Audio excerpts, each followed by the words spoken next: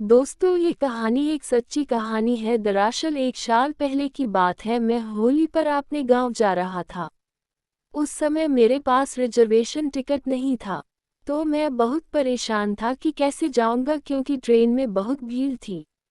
यही सोच में था कि तभी प्लेटफॉर्म पर गाड़ी लगाने का अनाउंस हुआ और मैं अपना बैग लेकर तैयार हुआ। सीट को पाने के लिए भगवान शुक्र है कि सीट मिल गई और मैं जाकर सीट पर बैठ गया।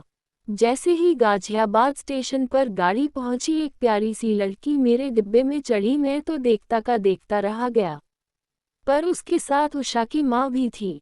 ट्रेन में इतनी भीड़ थी कि पैर रखने की भी जगह नहीं थी।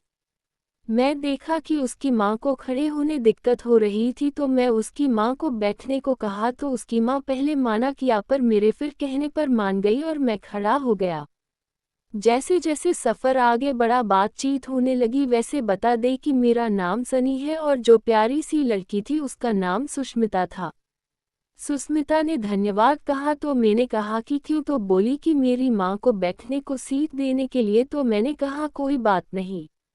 सुष्मिता और मेरे में धीरे धीरे ऐसा लगाने लगा कि वर्षों की जान पहचान है। बात होते होते पता चला कि भी मेरे गांव से 30 किलोमीटर की दूरी पर उसका गांव है। तो मैंने कहा कि चलो, आपका साथ तो लंबा है। तो मुस्कुराए और बोली वो तो है। इसकी मुस्कान इतनी प्यारी थी कि मन कर रहा था कि अभी आपने दिल की बात कह दो, पर डर भी रहा था।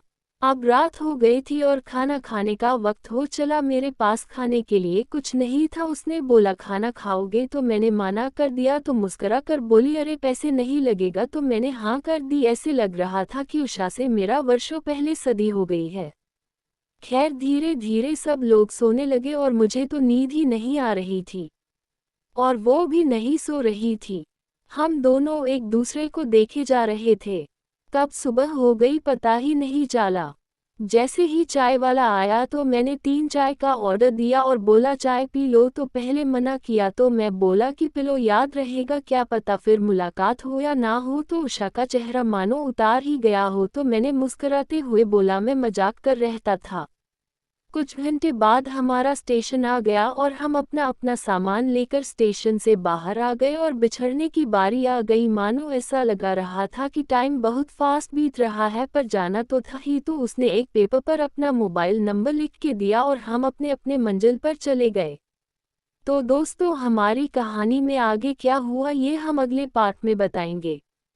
तो दोस्तों, हमारी कहानी कैसे लगी कमेंट करके ज़रूर बताना और हरे चैनल को सब्सक्राइब जरूर करना, इशारे हौसला मिलता है। Thank you all viewer.